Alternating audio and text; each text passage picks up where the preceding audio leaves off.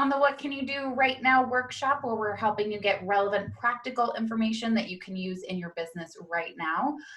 2 weeks ago, we had Michael Dane talking about website strategy and how to get customers from your site into your marketing funnel. So if you missed that, we will be sharing a link out to our YouTube channel at the end of this meeting with our follow-up email, so you can check it out there.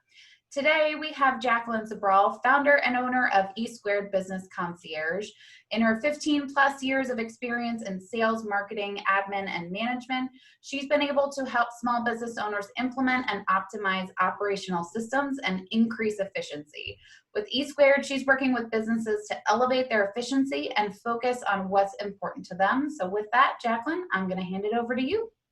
Thank you, Anna. Thank you, Anna and Jill, for inviting me, and we'll go ahead and get started. All right, so today we're going to be going through a proactive approach to getting a small business moving in the right direction and launch. So really my goal with Esquared is to elevate the efficiency of your business. So for any new business, I want to assist them really, and the goal is to make sure you have your business set up so you can move forward proactively rather than running into problems, having to reactively handle problems that are going to take you away from what's truly important in your business. So whether it is a brand new business or an existing business, let's look at things, get things taken care of proactively so that you can move forward in the best manner possible. So on my side, if a company is with me, I'm going to help them streamline processes, organize, manage, and create systems to help them elevate their efficiency. So moving on, for any small business, things to think about when you're starting up is what type of entity are you going to be utilizing? What licenses do you need? Do you have an accounting system in place? Are you branding, domain, email, your online presence? There's just so many different elements, data management, hiring, business planning. So it's important to sit down at the very beginning and make sure you have all those things planned out proactively so that you can move forward. So moving on. All right, so in terms of forming the business, so the very first thing is, looking at, are you going to be a sole proprietor? Are you going to have an LLC, a corporation? What type of corporation? Is it going to be an S Corp? Is it going to be a C Corp? Do you need to have a succession plan in place? What's that going to look like? Do you need to have a disability plan in place? If you suddenly become injured and can't work and you don't have a staff for you, all income could be potentially cut off. Do you have a plan in place for that? Life insurance too. Are you supporting your family? And this is the full means of your income.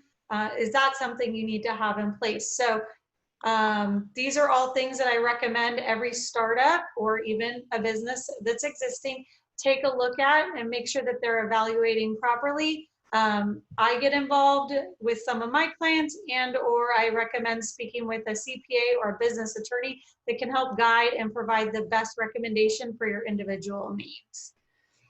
And then licensing. So what types of licenses do you need and certifications? Everybody's going to need a business license. So if you're, in your city, we're going to find you the business license. Did you file a corporation or do you need a DBA?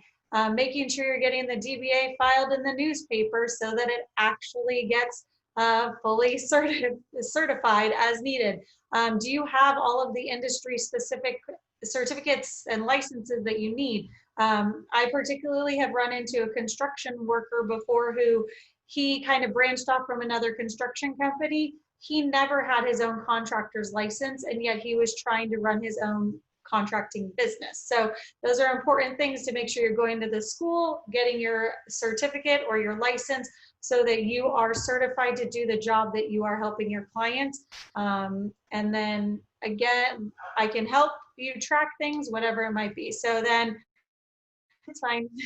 Accounting. This is a big one, and I think Anna with a crew, she has encountered this plenty of times, that a lot of small business owners, it's like, oh, well, I'll just put the money into my regular bank account. Well, it's important for your own business, your business finances, to really have those things separated. So opening a bank account that's exclusive to your business, having a credit card that's exclusive to your business, and the reasons why you should use a credit card as opposed to a debit card.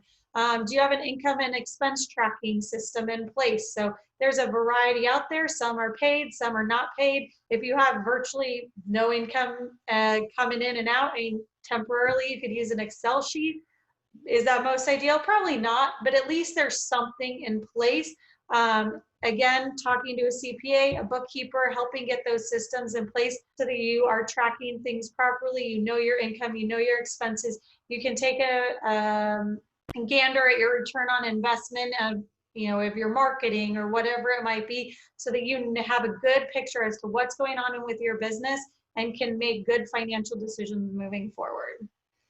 Okay, online presence. I think Michael, I know he speaks a lot to this, but you always want to have a website. You want somebody to be able to find you one way or another and have some inclination about what you're going to be doing.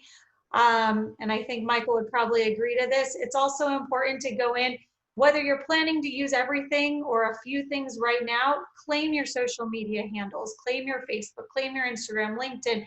You may not want to be on all the platforms right now, but to unify everything, for example, for myself, I have Esquared BC. That's my domain name. That's my business email address. That's the handle on Facebook, LinkedIn, you know, YouTube, everything. So that everything's unified, and when I'm ready to use those individual platforms, it's all linked together and it helps to build my overall online presence. So whether you're doing that yourself, we involve Michael. For those of you from BNI, might involve Eric Padilla as well, but making sure you have that presence as well so that you can be found in the world of the web. Branding. This is always kind of depending on your business, can be very important. What is your business name? Do you have a logo? Have you picked colors? Do you want to have marketing swag? Is that something that's going to be important for getting your name out there? Are you going to trade shows? I mean, none of us are right now, but if and when we are, do you have pens or notepads? Is it something that's relevant to your business? Yeah, I know a lot of clothing shops, they have specific packaging that is related to their business. Do we want to find you specific cute little packages that are going to help to brand your business? So depending on what it is, and making sure that you have a unified brand that you're using across all your social media, your website, anything that you're passing out to the company, whether it has, you know, deciding if it's going to have your tagline, all those little nitty gritty details. So those are all things that are important to consider. Data management and organization. This one is, I think, huge. Being organized and knowing where things are.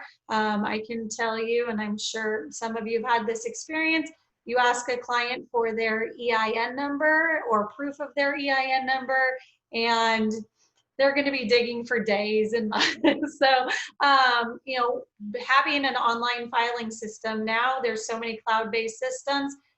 There's almost no reason in a lot of cases to have paper systems, but if they are, making sure that things are organized and you don't just have piles that you're going to be digging through. Are you tracking your prospects? Are you tracking your clients?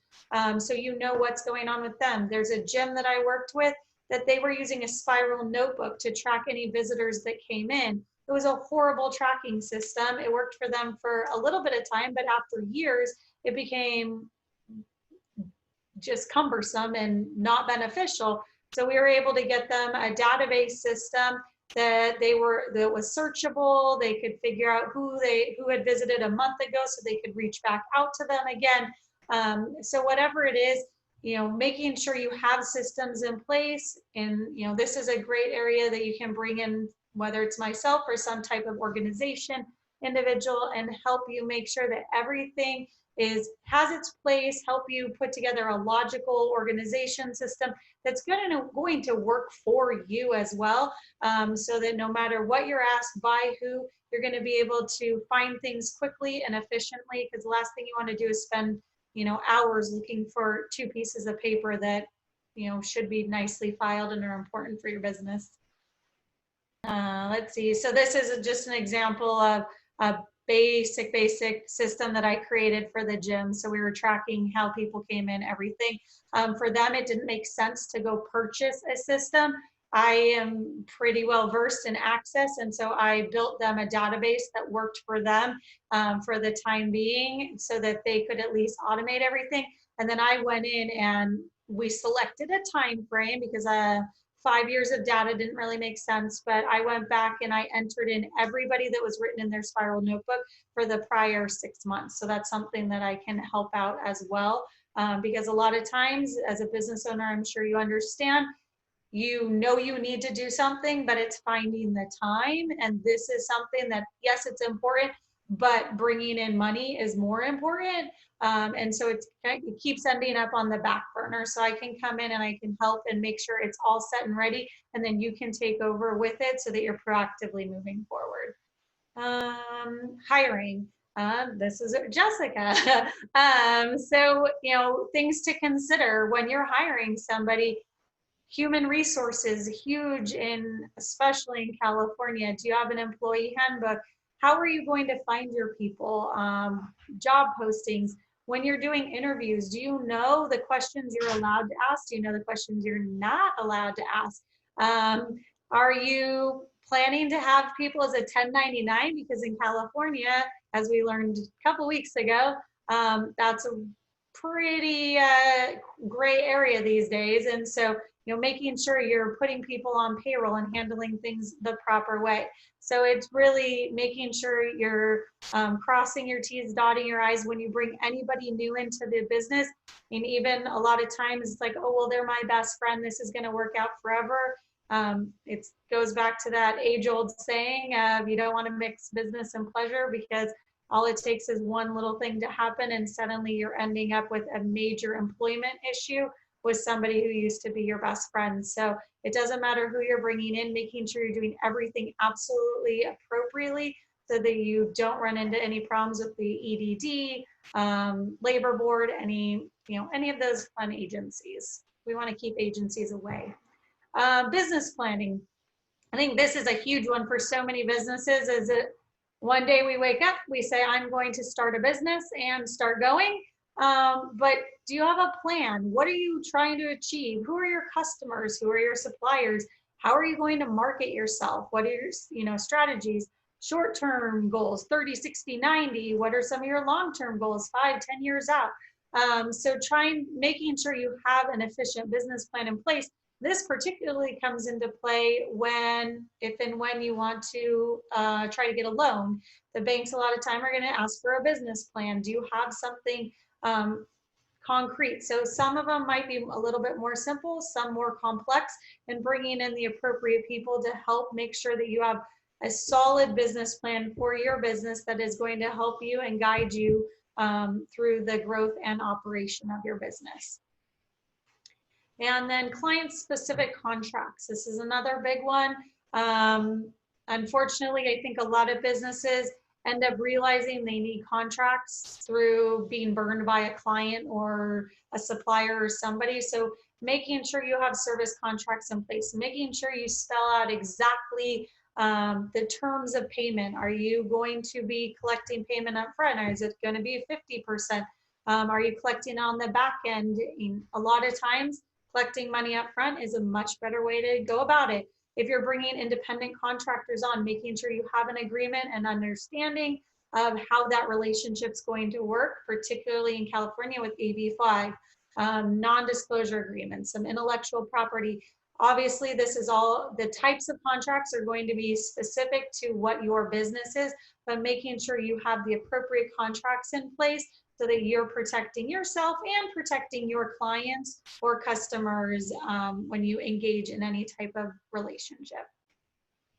And then other services, just things to think about. Do you have a phone service? Do you have an internet service? Are you going to have a physical location, or are you going to use a PO box? What kind of devices do you need? Do you need computers? Do you need tablets? Do you have an IT person like Mr. Adam, who's going to come in and remotely get you set up in the snap of a finger, and you're going to have the best system ever? These are all very important things to consider, that a lot of times it's an after the fact of, oh, I don't want to be using my personal cell phone. And then, oh, should we have a VoIP system, or do I want to try to have a hard landline, which I don't know if anybody does, but just making sure you're thinking through all the different things. Do you want your personal home address out there? Is it better to have a shared space that you're going to use and have a PO box? All those types of things. So that's that. So now I'll open it up if anybody has any questions of things that they considerations for starting up a business, or if you have a business and need to revamp something. We did get a question in the chat. Someone asked, what is the first thing that I should think about when I'm starting a business? I think one of the very first things is going about it and doing research. Researching what you want to do. What's the competition like out there? Pricing, looking at all the different details, looking at, the different licensings that are going to be involved, thinking about the investment that you're going to have to make. So making sure that you know what you're getting yourself into before just jumping in and taking a job and then having to go back and fix things up. So I think the number one thing is to start with your research, make sure you're getting a plan of action in place, and then you can move forward once you feel confident that this is going to be a business that is manageable for you and that you are going to enjoy being involved in. Because obviously too, the last thing is you don't want to wake up with an idea one day and jump at it, and 6 months down the road you're just in agony because it's not something you enjoy, and you're suddenly, what do I want to do with my life kind of thing. So making sure you take the time to think about it and make the appropriate steps to move forward and get the business moving proactively in the right direction. Michael Dane. So how would we get started with you? Would you kind of give us like an evaluation, tell us what we need to work on, or how does that go? Yeah, so I do a free 30-minute consultation for anybody who's interested. A lot of times it's, what are the things that you're struggling with? So for example, I had somebody call today and we were talking through some of their struggles with staffing and dividing up work between some of their staff members, because the type of work they're doing with now that COVID's in place has changed from what they were doing before, and they are having a hard time getting a system in place that's working for them. So we talked through it a little bit, and then kind of put a little bit of a plan of action in place. And so I'm going to be offering some services to them and helping them to move in the right direction. So a lot of time, what I'm looking for more so for me is kind of things that you're maybe struggling with or that you've had a problem with. And then I want to come in and help you develop a solution. I'm not so much of like, you're in a perfect position and we're looking towards the future. Those are people, I have coaches that I work with that I would bring in at that time. I'm more of like the fixer. And in some cases, the coaches might, as you're working on things, find things that are a problem, and I can come in and help to fix at that time and get actively involved and get my hands dirty with it. Okay, I need one of those 30-minute things. Okay. Time me up. I think Jessica may have had a question. I wasn't sure. Okay. Yeah. Great. Great job, Jacqueline. Oh my gosh, so inspiring. What is right now, like, what are you seeing is the biggest challenge for a lot of businesses? Is it cash flow? What are some of the things to be looking out for right now? Definitely, in some cases, it's cash flow for sure. That they, suddenly their income level is down, but their expenses haven't changed. So, let's take an evaluation as to what's going on in your business and what makes sense. In some cases, like I said earlier, they're really struggling with revamping to match the current needs of COVID, because things are so different, and anybody that walks into their office has to have a screening done. How are they doing the screenings? And it's kind of messing up their typical flow with staffing. So it's to some extent coming in with an outside perspective where I'm not in the nitty gritty and I can help brainstorm ideas that help them to see things in a different light so that they can put a more efficient system into place.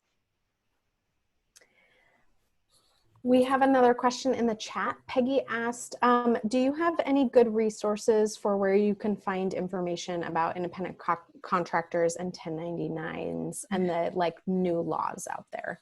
And there's so many. And I would say too, if you didn't participate, I think it was 4 weeks ago when, I'm drawing a blank on his name right now, Ryan McIntyre presented.